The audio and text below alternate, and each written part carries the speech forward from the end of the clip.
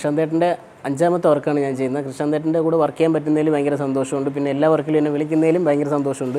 എന്ന് വെച്ചാൽ എല്ലാ വർക്കിലും നമുക്ക് മേക്കപ്പിനും പുറത്തുവരിക്കും വല്ല ലുക്സ് ആയാലും സ്റ്റൈൽസ് ആയാലും എല്ലാം ചെയ്യാൻ ഉള്ള സ്കോപ്പുള്ളൊരു വർക്കുകളാണ് എനിക്ക് തരാറ്. അത് ചെയ്യാൻ പറ്റുന്നതിലും സന്തോഷമുണ്ട്.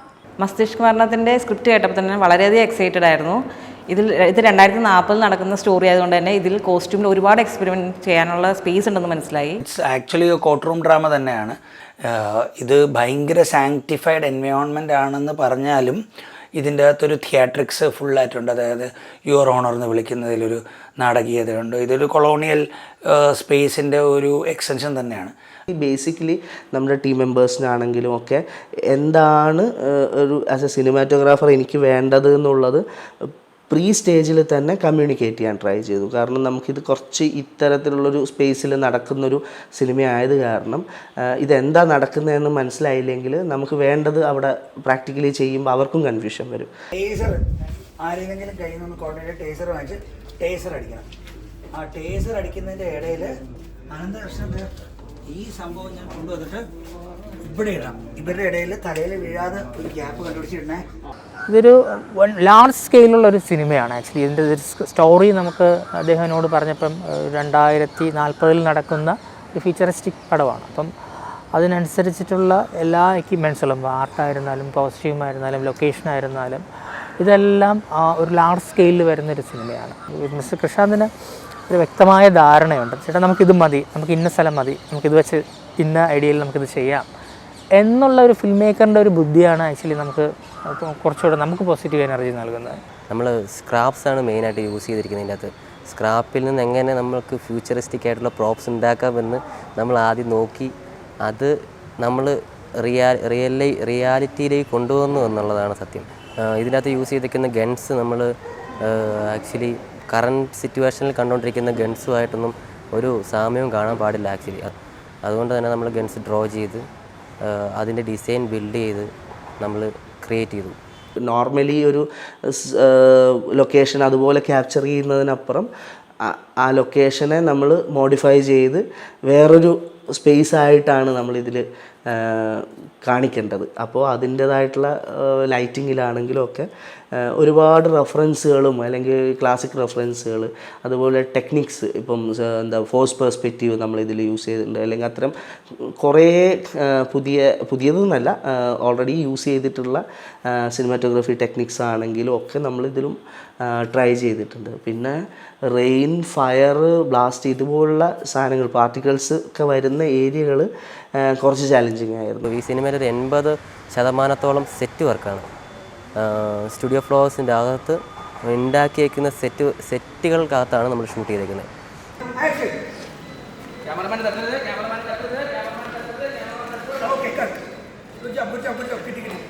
പിന്നെ നമ്മൾ അതേസമയം നമ്മുടെ മൂഡ് ഡിമാൻഡ് ചെയ്യുന്ന ചില സ്ഥലങ്ങളിലൊക്കെ നമുക്ക് ചെറിയ ക്യാമറകൾ ഇപ്പം A7 ഒക്കെ വെച്ച് ഷൂട്ട് ചെയ്യാം, FX3 A7. പിന്നെ കുറേ വിൻറ്റേജ് ലെൻസുകൾ യൂസ് ചെയ്തിട്ടുണ്ട്. നമുക്ക് അങ്ങനെ വേണ്ട ലുക്കുകൾക്ക് വേണ്ടിയിട്ട് കുറച്ച് വിൻറ്റേജ് ലെൻസസ് യൂസ് ചെയ്തിട്ടുണ്ട്.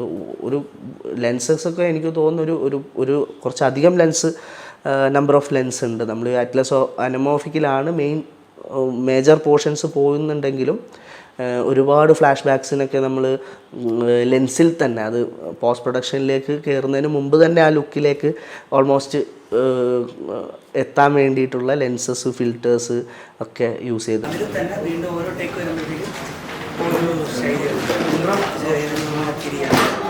Rajisha is A super talented wonderful actress. അപ്പോൾ അത് കാരണം കുറേ സ്ഥലത്തൊക്കെ അവരുടെ കോൺട്രിബ്യൂഷൻസൊക്കെ നമുക്ക് ഇവാലുവേറ്റ് ചെയ്യാനും അതിന് നമുക്ക് റെസ്പെക്റ്റ് ചെയ്യാനും ഒക്കെ പറ്റി.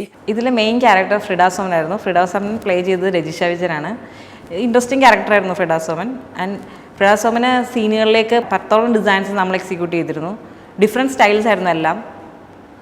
അതിൽ മെയിനായിട്ട് എക്സ്പെരിമെൻറ്റ് ചെയ്യാൻ പറ്റിയൊരു ഇൻട്രസ്റ്റിംഗ് കോസ്റ്റ്യൂം എന്ന് പറയാൻ വണ്ടർ വുമൺ ആയിരുന്നു.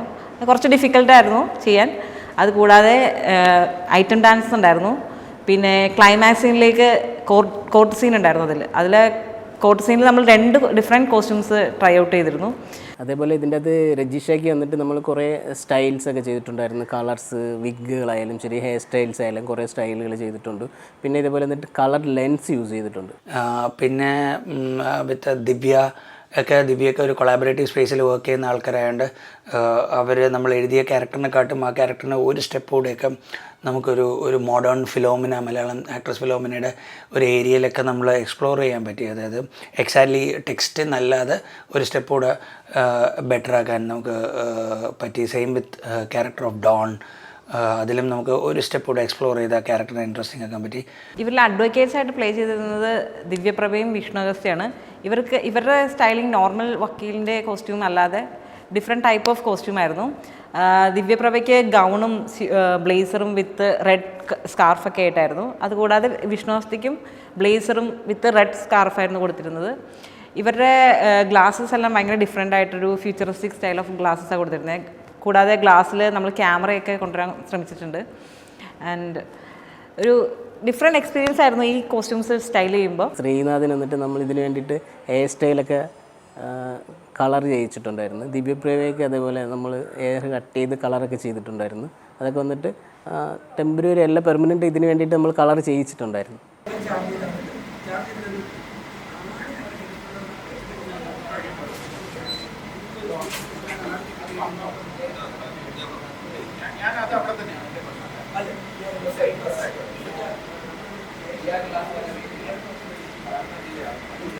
Jagdish sir is a frequent collaborator and also a good friend. But Jagdish sir, his contributions are very interesting. At the same time, കോണ്ടെക്സ്റ്റിൽ നിന്നുകൊണ്ട് തന്നെയാണ് ഒരു ജാമിങ് എപ്പോഴും നടക്കും ഷോർട്ട് നമ്പർ.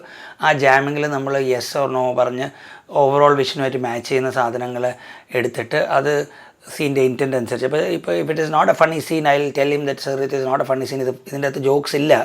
അപ്പം അതിൻ്റെ ജോക്സിൻ്റെ സട്ടിലിറ്റി ലെവലൊക്കെ നമ്മൾക്ക് മാനേജ് ചെയ്യാൻ പറ്റും. ഇതിലെ പോലീസ് ക്യാരക്ടേഴ്സ് ഒരു ഡിഫറെൻറ്റ് കോസ്റ്റ്യൂംസ് ആയിരുന്നു എല്ലാവർക്കും. അതിൽ മേജർ റോൾ ചെയ്തത് ജഗദീഷ് ചേട്ടനാണ്. ജഗദീഷ് ചേട്ടൻ്റെ കോസ്റ്റ്യൂം ഭയങ്കര ഡിഫറെൻ്റ് ആയിരുന്നു. നമ്മളിവിടെ കേരളത്തിൽ കാണുന്ന പോലുള്ള പോലീസ് ഡ്രസ്സ് ആയിരുന്നില്ല. ഒരു ഡിഫറെൻറ്റ് കളർ പാലറ്റ് ആൻഡ് അതിന് കൂടെ എക്സ്ട്രാ ഒരു ബ്ലേസർ എല്ലാം കൊടുത്തിട്ടുണ്ടായിരുന്നു. കൂടാതെ ഒരു ഗൺ ഹോൾസ്റ്ററും കൂടെ നമ്മൾ ജഗദീഷ് ചേട്ടന് നൽകിയിരുന്നു. ജഗദീഷ് സാർ ഇതിൻ്റെ അകത്ത് ഒരു 2042 കാലത്തിൽ ഒരു ഫ്രീക്കൻ പോലീസ് എന്നുള്ളൊരു സാധനം ഉണ്ട്. അപ്പോൾ സാധാരണ ഇപ്പോൾ ഉള്ള പോലീസെല്ലാം വന്നിട്ട് ക്ലീൻ ഷേവും അവിടെ സൈഡിൽ ഹെയർ കട്ടും ഒക്കെ ആയിട്ട് നീറ്റായിട്ടില്ലേ. പക്ഷേ ഇതിൽ നമ്മളൊരു ഫ്രീക്കനായിട്ട് ഒരു വേറൊരു സ്റ്റൈലിൽ എക്സ്ട്രാ സാധനങ്ങളൊക്കെ വെച്ചിട്ടാണ് നമ്മളൊരു ലുക്ക് ഉണ്ടാക്കിയെടുത്തേക്കുന്നത്. മാഡം, ഒരു നിഞ്ച അറിയാവോ? മാലിക്കിൻ്റെ ക്യാരക്ടറും അതുപോലെ ആത്മൻ സിംഗ് എന്ന് പറയുന്ന പിക്കു ആൻഡ് നമ്മുടെ ശംഭു ചെയ്തേക്കുന്ന ക്യാരക്ടർ, ഇത് രണ്ടും ഒരുപാട് പോസിബിലിറ്റി ഉള്ള ക്യാരക്ടേഴ്സായിരുന്നു. പിന്നെ ഷാജിമോനും എക്സാക്ട്ലി സ്ക്രീൻ പ്ലേ അനുസരിച്ചാണ് പോയേക്കുന്നത്. 2-3 സ്ഥലത്ത് മാത്രമേ ഷാജിമോൻ ഇത് ചെയ്തിട്ടുള്ളൂ. പക്ഷേ ഷാജിമോൻ്റെ ഒരു മുടി ഇങ്ങനെ വരുന്നത്, അത് രാഹുൽ ഇടയ്ക്ക് വെച്ച് ആ ഒരു ഹെയർ ഫിക്സ് ചെയ്ത് കഴിഞ്ഞപ്പോൾ രാഹുൽ പറഞ്ഞു എന്തെങ്കിലും ഷാജിമോൻ ഒരു ക്യാരക്ടറിസ്റ്റിക് സാധനം കൊടുക്കുന്നത്. അപ്പം ഈ സാധനം ഒരു ഐക്കോണിക് സംഭവം തന്നെയായി. And we kept repeating it for ട്രാൻസിഷൻസും കട്ട്സും ഒക്കെ.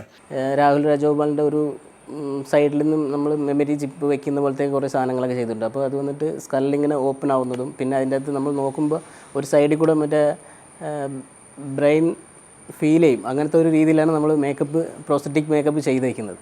അപ്പോൾ ഈ തലച്ചോറ് നമ്മൾ നോക്കുമ്പോൾ കാണാം അതിൻ്റെ അത് ശരിക്കും മേക്കപ്പിൽ കൂടെ അങ്ങനെ കാണുന്ന ഒരു സാധനമൊക്കെ ചെയ്തിട്ടുണ്ട് ഇതിൻ്റെ അകത്ത്. I am very impressed with the way an Saleem takes the character and works with it. Also there are lot of splendid കുറേ നല്ല ആക്ടേഴ്സ് ഇതിൻ്റെ അകത്ത് വർക്ക് ചെയ്തു. അപ്പോൾ ആഷ്ലിയുടെ കൂടെ എനിക്ക് കൊളാബറേറ്റ് ചെയ്യാൻ കുറച്ച് കാലത്തെ ഇതായിരുന്നു, അത് കൊളാബറേറ്റ് ചെയ്യാൻ പറ്റി. മിഥുൻ്റെ കൂടെ കൊളാബറേറ്റ് ചെയ്യണമെന്ന് ഒരുപാട് 2-3 വർഷത്തെ ഒരു സംഭവമാണ്. മിഥുൻ്റെ കൂടെയും ചെയ്യാൻ പറ്റി, വർക്ക് ചെയ്യാൻ പറ്റി. പിന്നെ ഷിൻസേട്ടനൊക്കെ നമ്മുടെ സ്ഥിരം കൊളാബറേറ്റ്. അപ്പോൾ അത് പ്രത്യേകിച്ച് ഭയങ്കര കംഫർട്ട്. ഷിൻസേട്ടന് ഒരു ബ്രീഫും കൊടുക്കാതെയാണ് ഞാനിതിൽ just come over and have fun എന്നുള്ളൊരു മെത്തേഡിലാണ് ഷിൻസേട്ടൻ്റെ കൂടെ വർക്ക് ചെയ്യാൻ നോക്കിയത്. ആൻ സലീമിന് ഇതിനു മുമ്പ് സ്കെച്ചും റെഫറൻസൊക്കെ തന്നിട്ടുണ്ടായിരുന്നു. ഒരു സൈഡ് ഹെയർ കുറച്ച് സീക്വൻസിൽ ഇല്ലാതെയും അത് ഹെയർ ഉള്ളതായിട്ടുമുണ്ട്.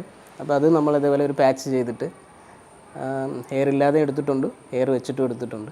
ഇതിന് വേണ്ടിയിട്ട് ക്യാരക്ടേഴ്സിനെല്ലാം ഡിഫറെൻറ്റ് ടൈപ്സ് ഓഫ് ആക്സസറീസ് നൽകാൻ സാധിച്ചിട്ടുണ്ട്.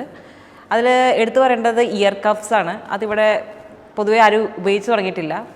പിന്നെ അതുകൂടാതെ നോസ് കപ്സ് കൊടുത്തിട്ടുണ്ട്, സെപ്റ്റം കൊടുത്തിട്ടുണ്ട്. ഡിഫറെൻറ്റ് ടൈപ്സ് ഓഫ് ഡിസൈൻസ് അതിൽ തന്നെ എക്സ്പെരിമെൻറ്റ് ചെയ്യാൻ സാധിച്ചിട്ടുണ്ട്.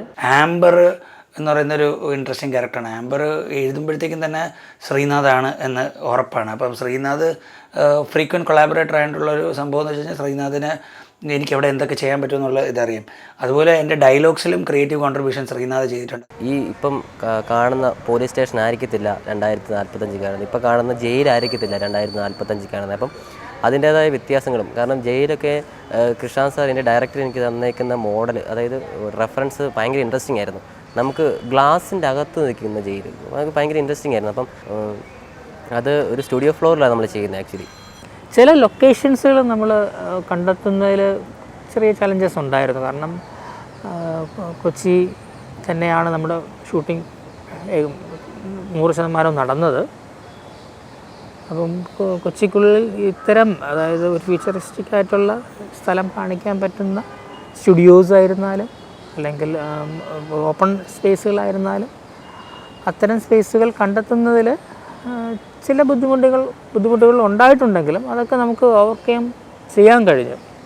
മസ്തിഷ്ക മരണത്തിൻ്റെ ഒരു കാലഘട്ടം എന്ന് പറയുന്നത് ഫ്യൂച്ചറിസ്റ്റിക് എന്ന് പറയുമ്പോഴും അതൊരു ഭയങ്കര പോളിഷ്ഡ് ആയിട്ടുള്ളൊരു ഫ്യൂച്ചർ എന്നുള്ള രീതിയിലല്ല ആ സ്പേസ് നമ്മുടെ കഥയിൽ വരുന്നത്. അതുകൊണ്ട് തന്നെ നമുക്ക് വളരെ പോളിഷ്ഡ് ആയിട്ടുള്ളത് വരാനും പാടില്ല, എന്നാൽ ഫ്യൂച്ചറിസ്റ്റിക് ആവും വേണം. അപ്പോൾ അതൊരു ഭയങ്കര തിൻ ലൈനായിരുന്നു നമ്മൾ എന്ത് ചെയ്യുമ്പോഴും. നിരഞ്ജൻ്റെ ക്യാരക്ടർ ബിമലിൻ്റെ വീടാണ് ഏറ്റവും വലിയ, നമ്മൾ അത്യാവശ്യം ഫുള്ളായിട്ട് സെറ്റിട്ടത് ബിമലിൻ്റെ റൂമാണ്, ബിമലിൻ്റെ അപ്പാർട്ട്മെൻറ്റിൻ്റെ ഇൻറ്റീരിയറാണ്. പക്ഷേ അത് നന്നായിട്ട് തന്നെ വന്നു എന്നാണ് എൻ്റെ വിശ്വാസം. പിന്നെ നമ്മൾ ഷൂട്ട് ചെയ്യുമ്പം ഇപ്പം നമ്മുടെ പല ലൊക്കേഷൻസും വളരെ ചെറിയ ലൊക്കേഷൻസാണ്. ഇപ്പം കമ്പാരിറ്റീവ്ലി അത്രയും ഇപ്പോൾ കോർട്ടൊക്കെ ഒരു വലിയ സ്പേസ് അല്ല, അത്യാവശ്യം ഒരു ചെറിയ സ്പേസാണ്. പക്ഷേ അവിടെ ഇപ്പം നമ്മൾ ഒരു നമ്പർ ഓഫ് പീപ്പിൾ നോക്കി കഴിഞ്ഞാൽ 100-300 പേരൊക്കെ ഒരുമിച്ച് ആ സ്പേസിലോട്ട് വരും. അപ്പോൾ ഇങ്ങനെയൊക്കെ വരുന്ന സമയത്തുള്ള പ്രാക്ടിക്കൽ ഡിഫിക്കൽട്ടീസ് ഒരുപാടുണ്ടായിരുന്നു. പക്ഷേ അത് നമുക്ക് ഈ ലൈറ്റിങ്ങിലൊക്കെ ആണെങ്കിലും നമുക്ക് അതിനുള്ളൊരു പ്ലാൻ നമ്മൾ ഓൾറെഡി പ്രിപ്പയർഡ് ആയത് കാരണം അത്രയൊന്നും കൺഫ്യൂസിങ് ആയിരുന്നില്ല. വളരെ നോർമലായിട്ട് തന്നെ നമുക്കത് ഷൂട്ട് ചെയ്ത് പോകാൻ പറ്റിയിട്ടുണ്ട്.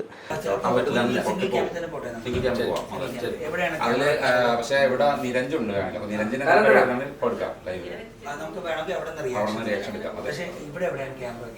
ഇവിടെ ഈ ആംഗിൾ തന്നെ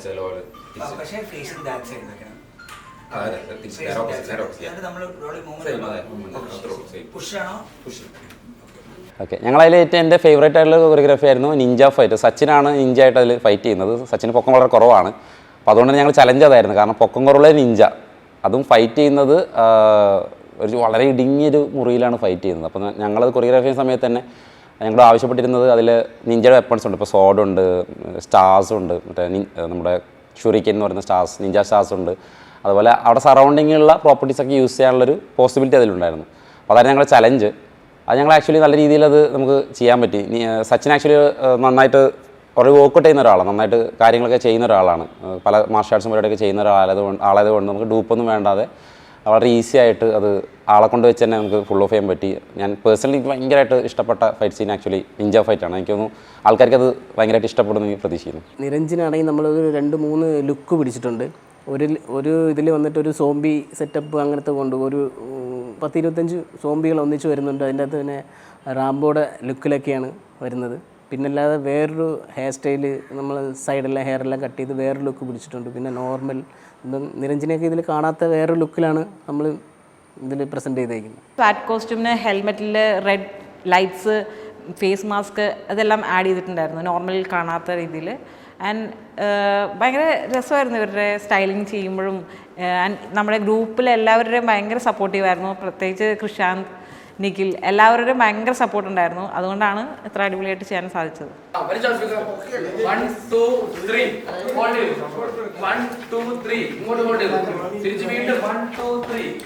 എനിക്ക് നിഞ്ച ഫൈറ്റ് പോലെ ഭയങ്കര പേഴ്സണലി ഇഷ്ടപ്പെട്ട ഒരു പോർഷനായിരുന്നു നിരഞ്ജനയുടെ റാംബോയുടെ ഒരു സീക്വൻസ്. ആക്ച്വലി റാംബോ കോസ്റ്റ്യൂമിലുള്ള സീക്വൻസ്, അതിൽ സോംബീസായിട്ട് കുറച്ചൊരു സ്ട്രഗിൾ പരിപാടിയൊക്കെ ഉണ്ടായിരുന്നു.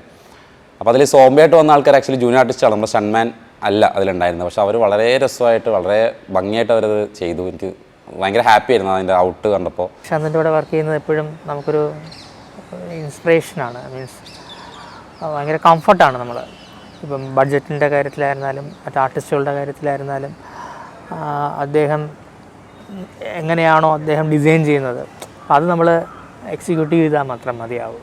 ഒരുപാട് ആർട്ടിസ്റ്റ് ഒരേ ടൈം ഉള്ളത് കൊണ്ട് എനിക്ക് മേക്കപ്പിൽ സപ്പോർട്ട് ചെയ്യാൻ സന്ധ്യ, വിജിത്ത്, ജിൽഷാദ്, അഫ്സാബ്, പിന്നെ എക്സ്ട്രാ ഗ്രൗഡ് ഉള്ളപ്പോഴൊക്കെ വന്നിട്ട് extra makeup artist, extra hair സ്റ്റൈൽസൊക്കെ ഉണ്ടായിരുന്നു. അപ്പോൾ അവരെയൊക്കെ സപ്പോർട്ട് ഉള്ളത് കൊണ്ടാണ് നമുക്ക് അതേ പറഞ്ഞ സമയത്ത് എല്ലാവരെയും റെഡിയാക്കാൻ പറ്റിയത്. അപ്പോൾ ഇനിയും ഞാൻ കൂടുതൽ വർക്ക്സ് കൃഷാന്തിൻ്റെ കൂടെ ചെയ്യാൻ ആഗ്രഹിക്കുന്നു. ഇപ്പോൾ ചെയ്തതിൽ സന്തോഷം, ഇനിയും ചെയ്യും ഉറപ്പായിട്ടും. അപ്പോൾ ഇനിയും വർക്ക് ചെയ്യാൻ പറ്റുമെന്ന് വിചാരിക്കുന്നു. ഈ ചിത്രം എന്തുകൊണ്ടും വളരെ മനോഹരമായിരിക്കുമെന്ന് 100% ഉറപ്പുണ്ട്. അതിൻ്റെ ഭാഗമാകാൻ കഴിഞ്ഞാൽ എനിക്ക് വളരെ സന്തോഷമുണ്ട്.